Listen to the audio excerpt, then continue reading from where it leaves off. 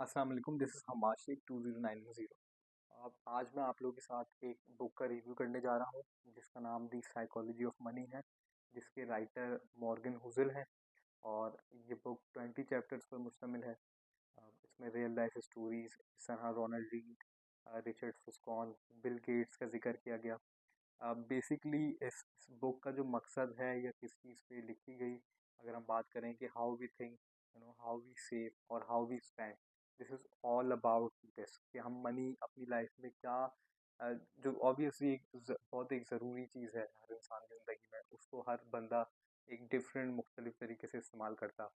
तो अगर हम साइकोलॉजी मनी की समझ लें तो ऑब्वियसली हम देख सकते हैं कि हम डेली लाइफ में जो भी डिसीजंस ले रहे हैं अपनी लाइफ में, क्या गलत डिसीजंस हैं, क्या सही हैं, क्या लेने चाहिए, क्या नहीं लेने चाहिए, तो हम उनको बहुत अच्छे तरीके से इम्प्रूव कर सकते हैं। रोनाल्ड रीड की अगर हम बात करें, जिस तरह पहले चैप्टर में बताया गया कि एक जेनिटर, सादा सा इंसान, ना कोई लग्जरीज ना कोई चीज़ें, तो उन्होंने एक स्मॉल सी एक अमाउंट को इन्वेस्ट किया जो at the time when he pass away, तो $8 मिलियन की उनकी फॉर्च्यून बन गई।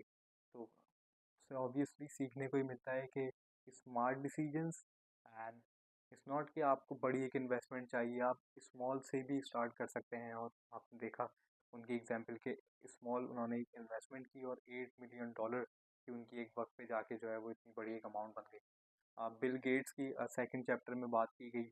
ऑब्वियसली टाइमिंग फैक्टर और सर्कमस्टेंसेस भी डिपेंड करते हैं आपके डिसीजंस पे। बिल गेट्स सिएटल में रहते थे, उन्होंने सिएटल के पास एक स्कूल, लेक शोर स्कूल था उनका, जहाँ उन्होंने एडमिशन लिया। वहाँ पे कंप्यूटर का उनको एक्सेस था। अब इट्स नॉट अबाउट कि वर्क और स्किल, हार्ड वर्क कर रहे हैं आप, स्किल कर रहे हैं। Sometimes obviously circumstances and timings भी आपकी मैटर करती हैं आपके डिसीजंस में। मॉर्गन हुजल कहते हैं कि it's not like how much money you have और how much the money is coming, it's more about like how you are behaving with the money. तो रिचर्ड फिस्कॉन की इसमें हमें एक बहुत बड़ी एग्जांपल देखने को मिलती। He was a rich person, he has so much money, और लग्जरीज ओवर स्पेंडिंग करना और ये सोचना कि मेरी इनकम और इन्वेस्टमेंट इन चीज़ों को कवर कर लेगी।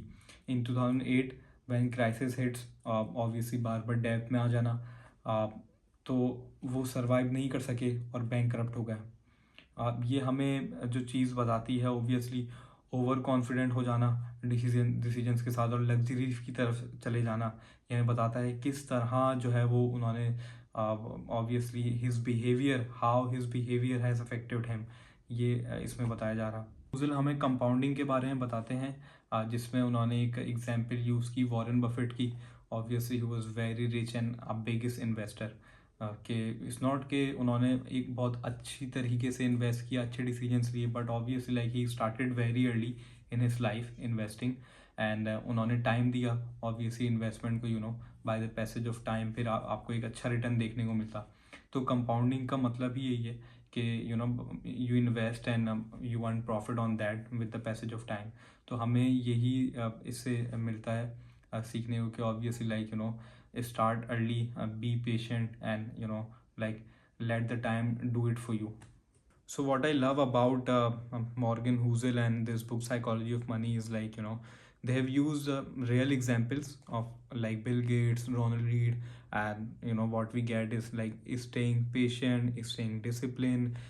We have to wait for a right time, and make smart choices, make it smart decisions at right time.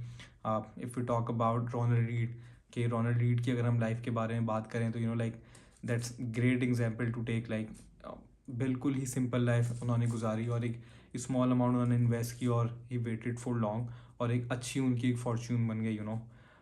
Then bill gates, that like उनकी स्टोरी शो करती है कि सर्कमस्टेंसेस और लक किस तरह जो है वो रोल प्ले करते हैं आप मनी डिसीजंस में।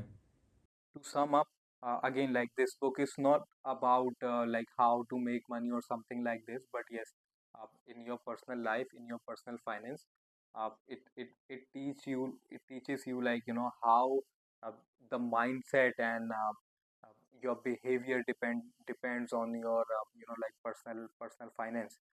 I would highly refer this book to everyone who wanted to learn about personal finance. और अगेन आई थिंक कि जिस जो रियल स्टोरीज इसमें यूज़ की गई, Bill Gates and so on, So I think if we try to just implement, I mean, learn and implement few things in our life, so we can do a lot, in our life. Thank you.